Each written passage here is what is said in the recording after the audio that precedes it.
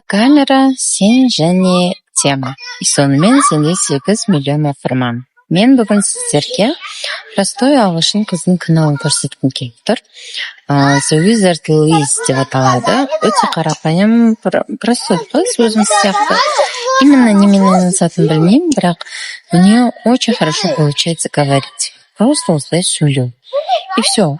Просто камераға қарап сөйлей береді. Кез келген тема. Бір жағдай болып қалды, бастан өткен оқиға, кітап, фильм, бір жерден бір нәрсе естіп қалды, көріп қалды.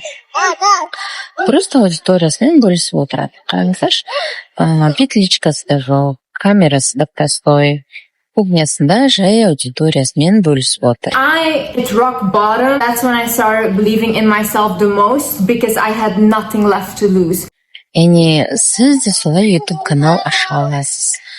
Базарда отырасыз, например, или мұғалімсіз.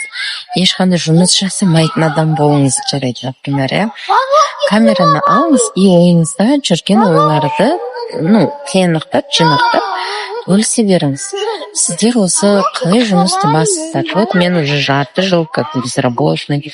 Екен уже деп бастаңыз, и все, әңгіме ары қарай өзі келе береді. И осы ең легкий ниша осы. Ойында жүрген нәрсені бөлісу.